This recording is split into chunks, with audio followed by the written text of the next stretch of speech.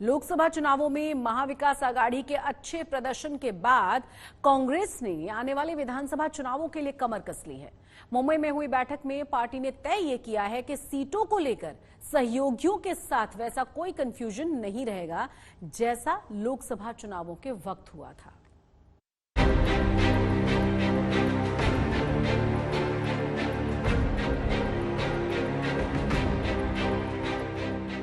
Maharashtra Congress core committee के सदस्यों, विधायकों और सांसदों की मैराथन बैठकों का सीरीज चल रही है, जिसमें विधानसभा चुनाव की योजना पर चर्चा की जा रही है। उसी सीरीज की अहम बैठक मुंबई में हुई।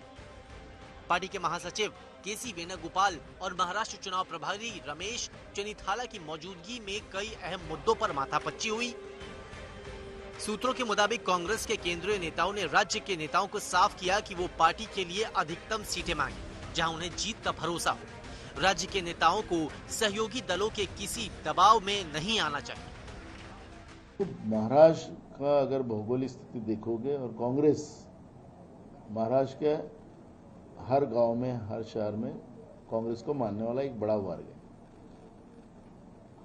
हमारी अलायंस पार्टियां जो है वो भी हमारे साथ एकदम खड़ी है। हम लोग चाहेंगे कि मेरिट के आधार पर टिकट डिस्ट्रीब्यूशन हो और इसलिए जब सीट शेयरिंग का जो इशू होगा तब हमारा इशू ये नहीं रहेगा। हमारा इशू ये रहेगा कि कोई भी हालत में महाराष्ट्र से बीजेपी को सत्ता से बाहर करना। विधानसभा चुनाव में सीट बंटवारे को लेकर सहयोगी दलों के साथ सांगली लोकसभा सीट प्रकरण दोहराया नहीं जाना चाहिए। गठबंधन में लोकसभा चुनाव लड़ने के बावजूद सांगली में उद्धव गुट और कांग्रेस दोनों ने एक दूसरे के खिलाफ उम्मीदवार खड़े किए थे। सूत्रों के मुताबिक केसी वेणुगोपाल ने राज्य के नेताओं को भरोसा दिया है कि एमवीए सहयोगियों की मांग पर सीट आवंटन में केंद्रीय समिति की ओर से कोई हस्तक्षेप नहीं किया जाएगा। तो आज हमारी दिल्ली के हमारे संगठन महासचिव आए थे, उनको सभी के नेताओं ने अवगत कराया।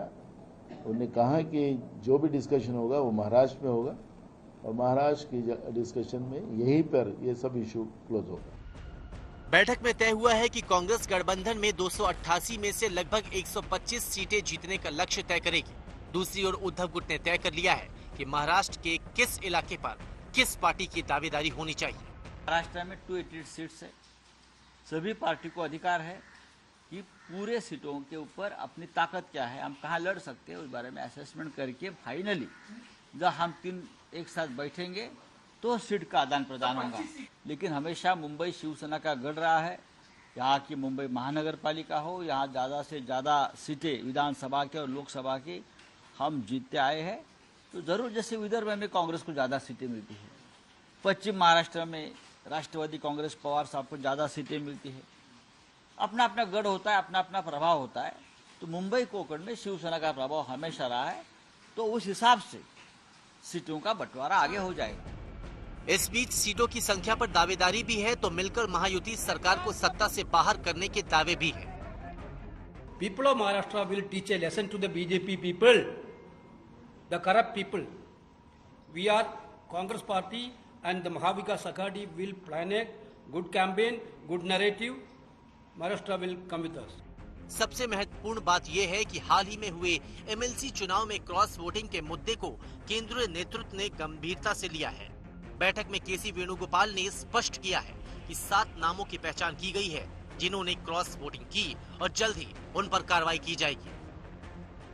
लोकसभा चुनाव नतीजों के बाद महाराष्ट्र कांग्रेस के कार्यकर्ताओं में एक नया उत्साह देखने को मिल रहा है, जिसकी झलक आज मुंबई में हुई मैराथन बैठक में देखने को मिली।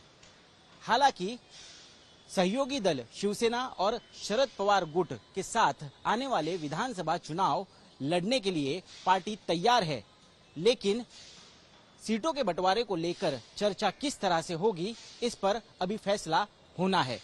इसी के साथ दिल्ली से आए नेताओं ने यह भी स्पष्ट किया है कि हमारी जो सीटें हैं उन पर दावा किसी भी हालत में नहीं छोड़ेंगे।